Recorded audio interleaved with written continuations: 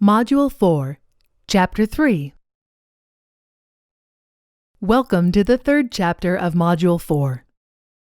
In this chapter, you will explore methods for determining sample size and then create a sampling plan for your evaluation.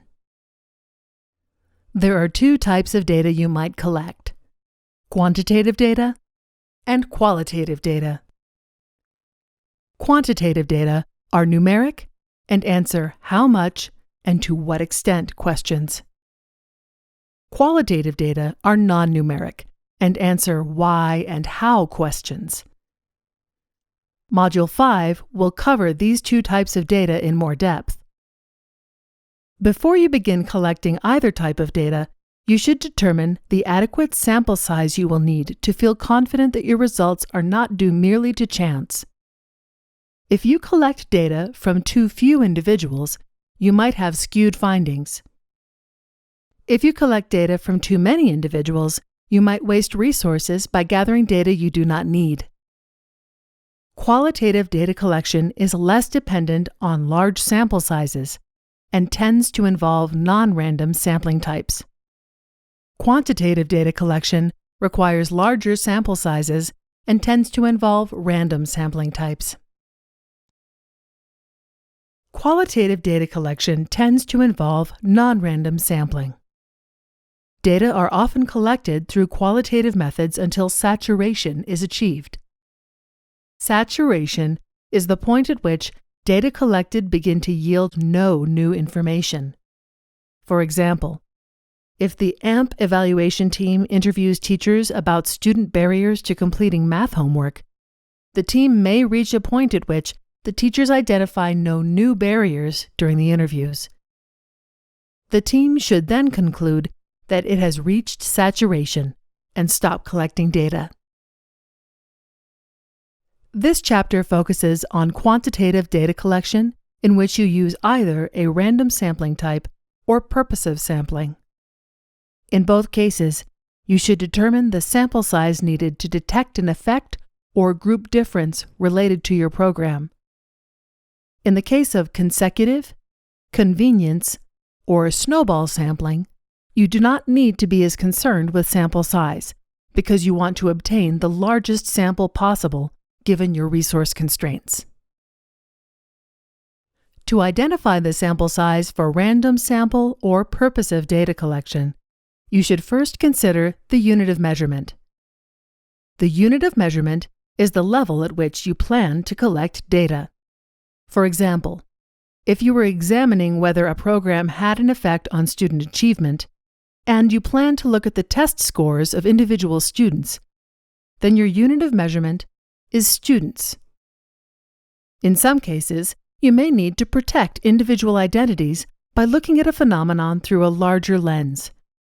For instance, even if a measure of student achievement is of primary importance to your evaluation, you may need to obtain average measures of classroom or school achievement rather than test scores of individual students to protect students' identities.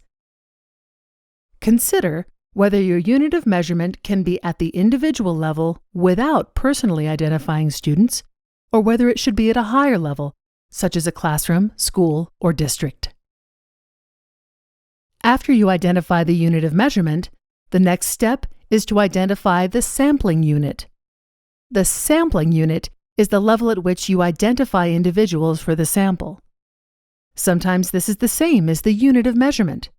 For instance, if you want to collect data from teachers, then teachers are both the unit of measurement and the sampling unit. However, the sampling unit does not have to be the same as the unit of measurement. In fact, it will often be useful if they are not the same. In clustered random sampling, for example, the sampling unit is not the same as the unit of measurement.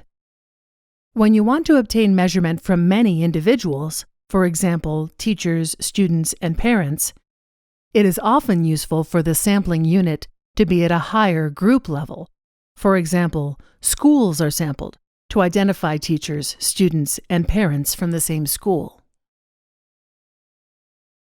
As you plan an evaluation in which you will use random sampling, you can use the Sample Size Workbook, a Microsoft Excel tool available on the Resources page of the website to calculate the sample size. However, you should not use this tool for stratified or clustered random sampling, because determining an appropriate sample size in these cases is much more complicated. More advanced tools are available that can handle stratification and clustering. For instance, the Power Up tool is available for free download, although this tool is best used in consultation with an expert in education statistics. The Sample Size Workbook can still be useful when you are interested in measurements of many individuals within a school. For instance, suppose your evaluation will measure principals, teachers, and students in a context in which each school has one principal. Because there are many more teachers and students than principals at each school, if you plan your evaluation to have enough schools to answer the evaluation questions related to principals, you will usually also have enough teachers and students to answer the evaluation questions related to teachers and students. But how do you determine how many units to sample to be confident that your results will be similar to what you might see if you collected data from the entire population? You need to consider two procedures that tell you how large a sample size you need to be confident in your results. Procedures for determining the appropriate sample size for a quantitative evaluation are based on inferential statistics. Inferential statistics allow you to draw conclusions about a population from a sample. Module 7 covers inferential statistics in more detail. The two main procedures that make up inferential statistics are confidence intervals and hypothesis texts. Confidence intervals are calculated for statistics generated from a sample of a larger population, such as a sample mean. These intervals depict a range of values that would contain the true value for the population a certain proportion of times if you repeated your sampling over and over again. When that proportion needs to be high, that is, when you need to have a higher level of confidence that your sample-based estimate is typical of the whole population, the range of values is typically wider and a larger sample size is typically required. Standard practice is to calculate 95% confidence intervals. A 95% confidence interval tells you that were you to repeat your sampling infinitely many times, each time calculating a new average and confidence interval around that average, 95% of the intervals you created would contain the population's true average. In the AMP example, when determining the sample size needed to answer the evaluation question, to what extent do students complete homework with better than 80% accuracy? The evaluation team wants a sample large enough to have 95% confidence that there is only a small difference between the population and sample proportions that meet this criterion. Guidance on how to use the sample size workbook to determine the necessary sample size appears later in this chapter. The first step in hypothesis testing involves writing a null hypothesis of no effect, which is a statement that asserts that there will be no difference between a control and treatment group involved in an evaluation. The purpose of hypothesis testing is to determine whether the information in the sample is sufficient to reject the null hypothesis of no effect. In the AMP example, the evaluation team may want to know if, on average, students participating in AMP perform differently on an end-of-year math assessment from students not participating in AMP. This would address the evaluation question, how do AMP participant scores on high school math placement tests compare to non-participant scores? The null hypothesis would be that, on average, students participating in AMP and those not participating in AMP perform exactly the same. The team might seek to determine if the data provide enough evidence to reject this hypothesis. All conclusions in inferential statistics are subject to the possibility that they are in error. Hypothesis testing is most often concerned with the error of rejecting the null hypothesis when it is true. That is, asserting there is an effect where there truly is not one. Typically, hypothesis testing procedures limit the probability of making this error to 5%. If AMP is effective at increasing students' scores on the math placement test, the evaluation team wants to be able to reject the null hypothesis. Statistical power is the probability of rejecting the null hypothesis when a particular alternative hypothesis is true. For instance, the alternative hypothesis might be that students participating in AMP score 2 points higher on the placement exam on average than students not participating in AMP. Statistical power will increase if the sample size is larger. Standard practice is to choose the sample size to ensure that statistical power is at least 80%. Although you can use either confidence intervals or statistical power for any type of evaluation, you should use confidence intervals for descriptive and correlational designs, and statistical power for quasi-experimental designs, QEDs, and randomized controlled trials, RCTs. See Module 3 for more details about these evaluation designs. Confidence intervals may be more appropriate when there is no obvious comparison group or hypothesis. For example, district staff might simply want to examine the number of tutors trained on AMP. However, statistical power is most useful when data analysis involves comparing outcomes for two groups, as occurs in most QEDs and RCTs.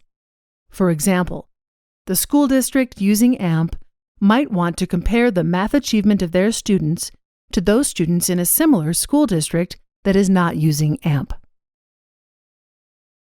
The next step in planning the sample size is to identify the type of quantitative data you will collect to inform your evaluation questions. Although there are many types of quantitative data, this chapter focuses on the two most common types, continuous and binary. Continuous data can take on a wide range of possible values. Examples include student test scores, years of teaching experience, and school-wide percentage of students eligible for the National School Lunch Program. On the other hand, binary data can take on only two values. Examples include an exam with a pass or fail score, course completion, graduation, or college acceptance. So how might you use continuous and binary data? Often, with continuous data, you want to calculate an average or mean. For instance, the AMP evaluation team might calculate the average math test score for students who did and did not participate in the program.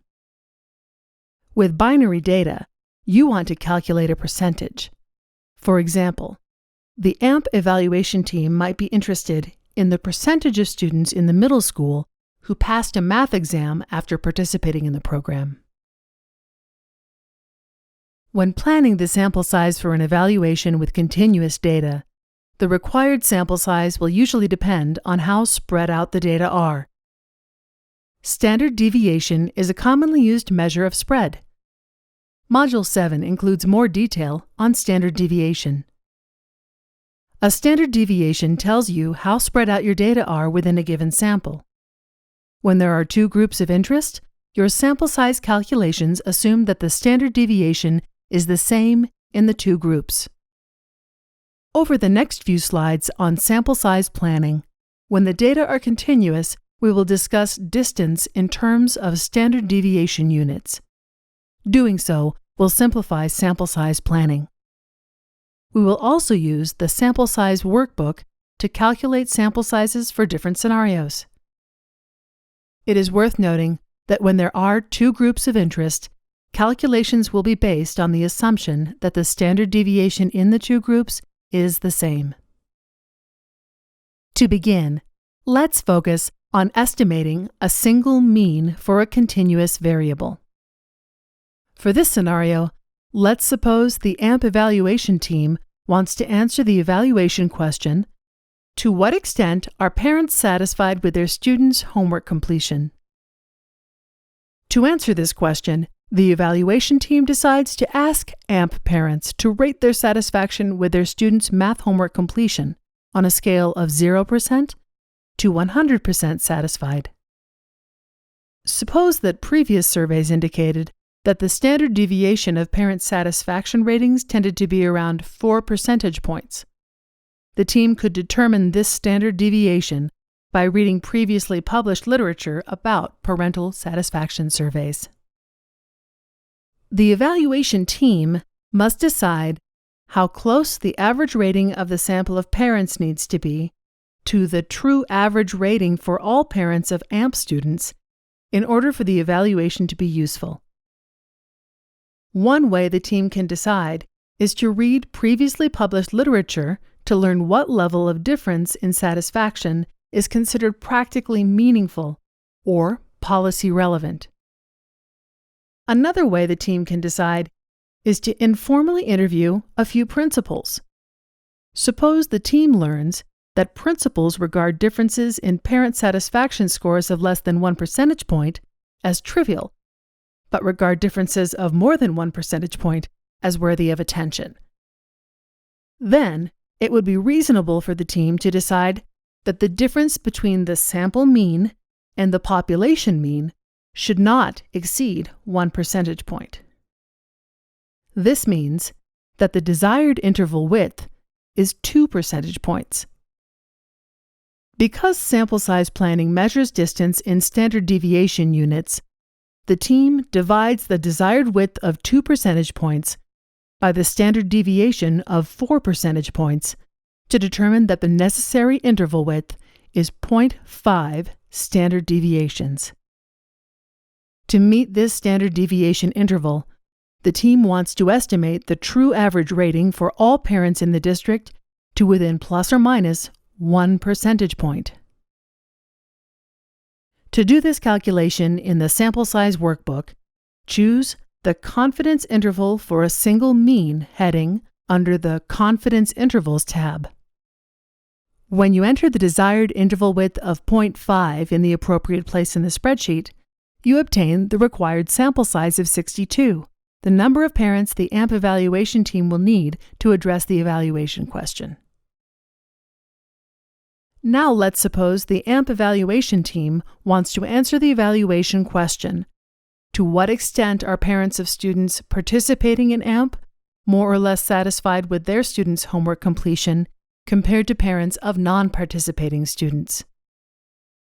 To address this question, the evaluation team needs to compare the average response of parents with students participating in AMP to the average response of parents with students not participating in AMP.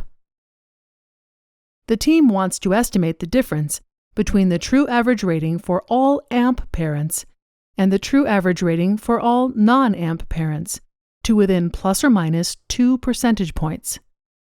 Again, the team assumes that the standard deviation of parent ratings is 4 percentage points.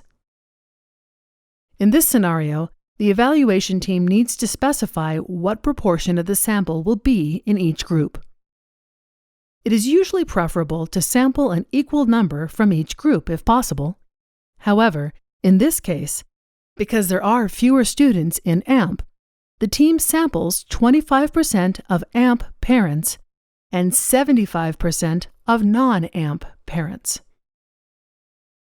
To do this calculation in the sample size workbook, use the Confidence Intervals tab and look under the Confidence Interval for Comparing Two Means heading.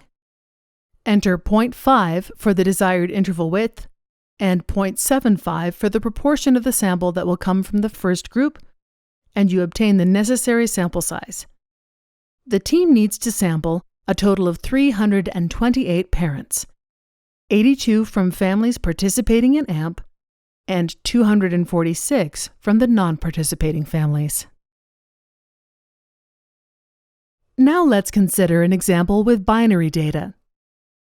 Suppose the AMP evaluation team still wants to answer the evaluation question, to what extent are parents satisfied with their students' homework completion? However, only binary data are available, in which parents indicated yes or no.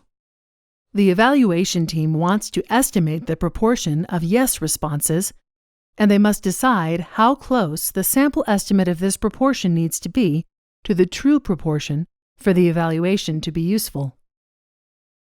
Suppose the team makes this decision by consulting principals, who tell the team it is important to make sure that the sample proportion and the true proportion do not differ by more than 0.04 or 4 percentage points. This means that the desired confidence interval width is 8.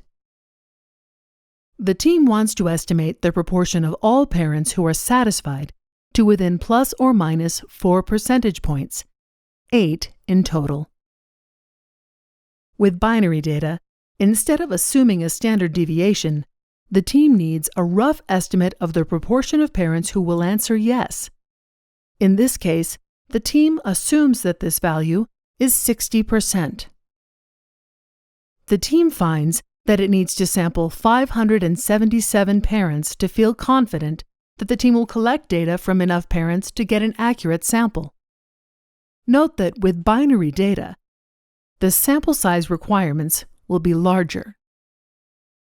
To do this calculation in the sample size workbook, use the Confidence Intervals tab and look under the Confidence Interval for a Single Proportion heading, and enter the desired interval width and the guessed at value of the proportion of yes answers. Once you do this, you find that the evaluation team needs 577 parents in the evaluation. As a general rule, you need to have a larger sample to have precise estimates of proportion relative to evaluations with continuous data. Now let's suppose that, to answer the evaluation question, to what extent are parents of students participating in AMP more or less satisfied with their students' homework completion compared to parents of non-participating students, the AMP evaluation team wants to compare the proportion of AMP parents who indicate yes with the proportion of non-AMP parents who indicate yes.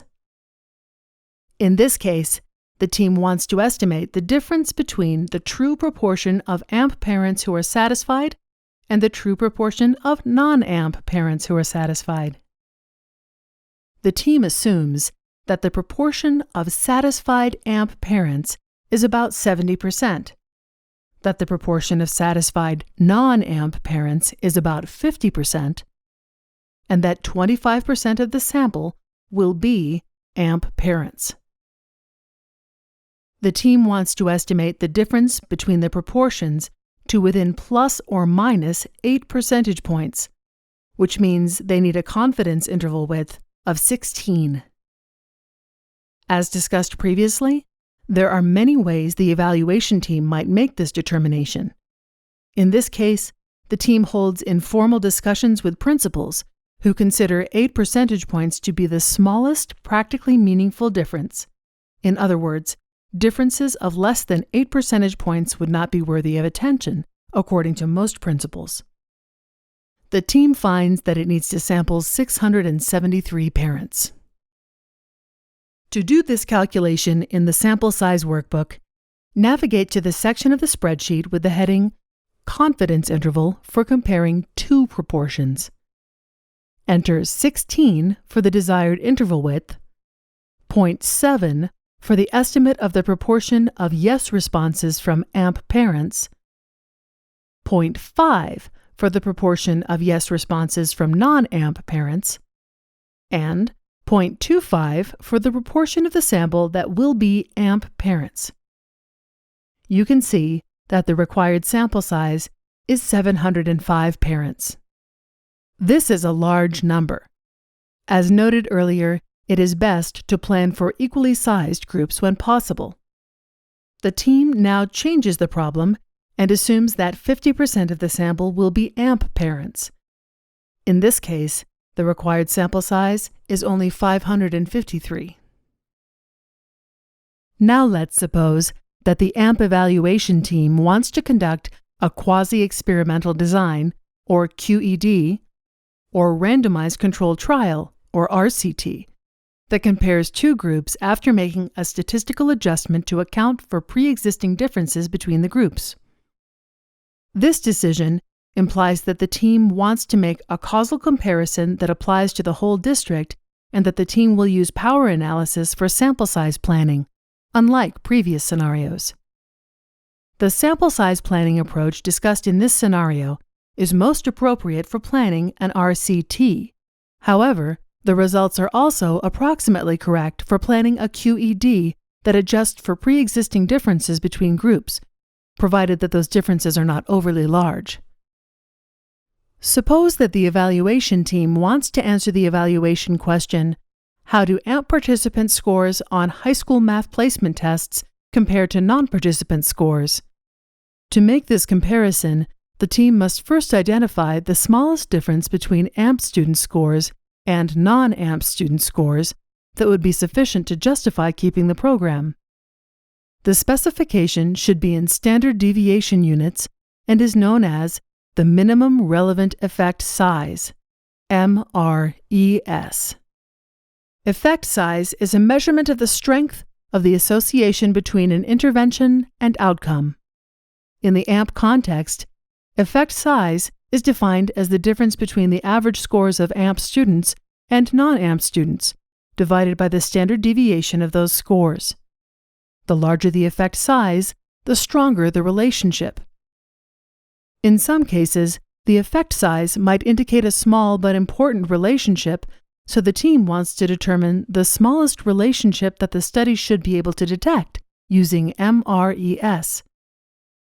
When the outcome is a measure of student achievement, such as a test score, many evaluations in education research assume an MRES between 0.20 and 0.33.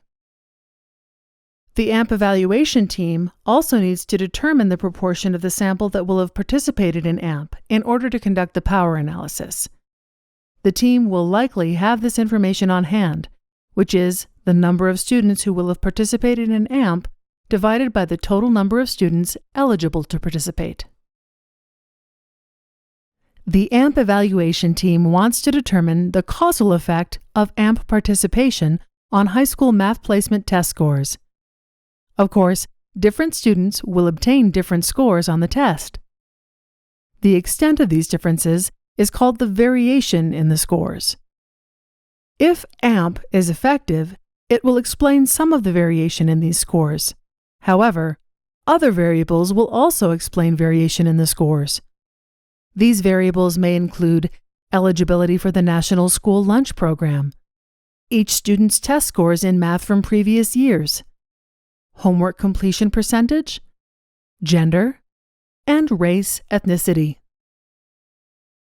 The team can simply compare means to answer the evaluation question. But if additional variables that explain math score variation are measured and included in regression models, discussed in Module 7, it will be possible to conduct an equally effective evaluation with a smaller sample size. To determine the required sample size, the evaluation team needs to estimate the percentage of variation in math scores that can be explained by the additional variables included in regression models. Previous research has shown that pre-intervention scores on a test similar to the outcome measure, for example, a previous math test when the outcome is a math test score, can explain a large amount of variance, between 50 and 80%.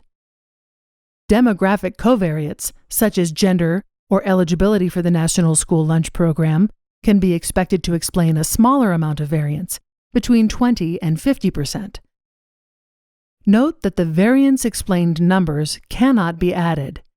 In other words, if the evaluation measures both pre-intervention test scores and demographic covariates, these variables will likely still explain 50 to 80% of variance, but not 100%.